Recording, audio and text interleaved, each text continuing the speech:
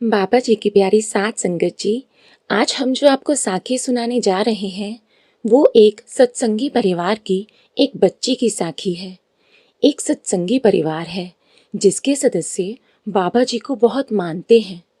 उस परिवार की एक लड़की का बाबा जी पर अटूट विश्वास था।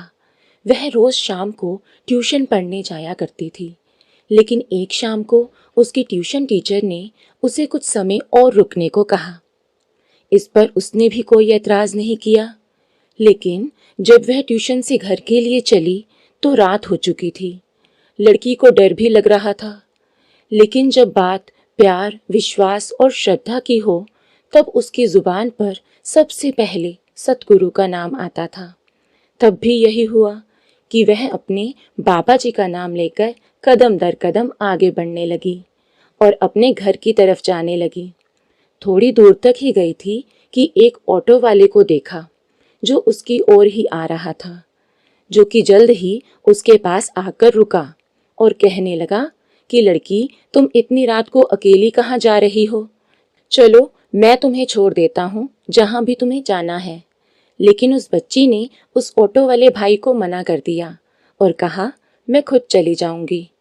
ऑटो वाले ने उसे फिर से जाने के लिए कहा, लेकिन वह लड़की थोड़ा डर गई क्योंकि रास्ते में और कोई भी नहीं था।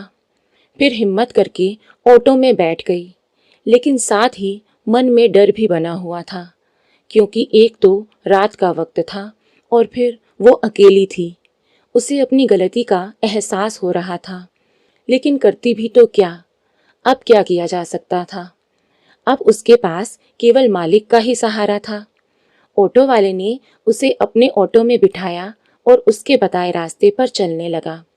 जब उस बच्ची का घर आया तो उसने ऑटो वाले भाई को रुकने को कहा कि मेरा घर आ गया है, आप यहीं रोक दो। उसने एक सवारी के हिसाब से ऑटो वाले को पैसे देने चाहे तो ऑटो वाला नाराज हो गया। कहने लगा, एक तो रात का वक्त है, ऊपर से आप इतने कम पैसे दे रहे हो। यदि ज्यादा नहीं देने तो कम से कम जो 2 सवारी के दिन का किराया है वो ही दे दो। इस पर उस लड़की ने कहा, ठीक है, आप थोड़ा सा ज्यादा पैसा ले लो, लेकिन 2 का किराया मैं क्यों दूं? इस पर वह ऑटो वाला कहने लगा कि बेटा, एक तो आप 2 लोग आए हो, ऊपर से किराया 1 का दे रहे हो। ये तो बिल्कुल ही गलत है। आपके साथ जो सफेद कपड़े पहने दाढ़ी वाले सरदार जी हैं, इनका किराया कौन देगा? ये तो कुछ बोल नहीं रहे हैं और मैं कोई मूर्ख नहीं हूँ जो रात को मैं 2 सवारी को लेकर जाऊं और किराया 1 का लूं। आप 2 लोगों का किराया मुझे दे दो। बस इतना सुनते ही कि दाढ़ी वाले सरदार जी का किराया कौन देगा, उस लड़की की आंखों में आंसू आ गए। उसने एकदम से 2 सवारी के पैसे निकालकर उस ऑटो वाले को दे दिए। उसकी आंखों में आंसू आ रहे थे।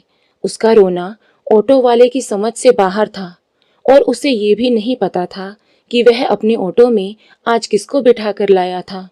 लेकिन आज वो बच्ची पूरी तरह से जान चुकी थी कि उसके बाबा जी उसके साथ हैं और उसके साथ आज ये सब क्यों हुआ। उसने मन ही मन अपने सतगुरु बाबा जी को धन्यवाद दिया। वह समझ चुकी थी कि उसके साथ ऑटो में आज कोई और नहीं बल्कि बाबा जी खुद उसकी रक्षा करने के लिए आए थे, जो कि उस समय उस ऑटो वाले को देख रहे थे। उन्हीं की दया थी तभी वह ऑटो उस तक आया। ना केवल उस तक आया बल्कि वे उसके साथ खुद बैठकर उसे उसके घर तक सही सलामत ले आए। इस बात के बाद वो बहुत ज्यादा रोई और बाबा जी को बहुत याद करने लगी और कहने लगी, बाबा जी, शुक्रिया आपका, बहुत बहुत शुक्रिया। आपने मेरा इतना साथ दिया, लेकिन काश कि आपने मुझे अपने दर्शन भी दिए होते। ये होती है मालिक की मौज। इसे कहते हैं सतगुरु की दया और प्यार की बख्शीश। वो क्या नहीं जानते, उन्हें क्या नहीं पता। वे खुद मालिक हैं। क्या छिपा है उनकी नज़रों से? कुछ भी नहीं। उन्हें सब पता है कि मेरे बच्चे कहाँ हैं, किस हाल में हैं, किस समय उनके बच्चों को उनकी ज़रूरत है। वे हमेशा अपने बच्चों की संभाल करते हैं। बस कमी हमारे विश्वास में ही होती है। हम ही उसे याद नहीं कर पाते। ना जाने क्यों हमारे पास उनके लिए वक्त नहीं होता। प्यारी साथ संगत जी, अगर आपको इस तरह की साखियाँ सुननी पसंद हैं तो कृपया हमारे चैनल को सब्सक्राइब ज़रूर करें। धन्यवाद।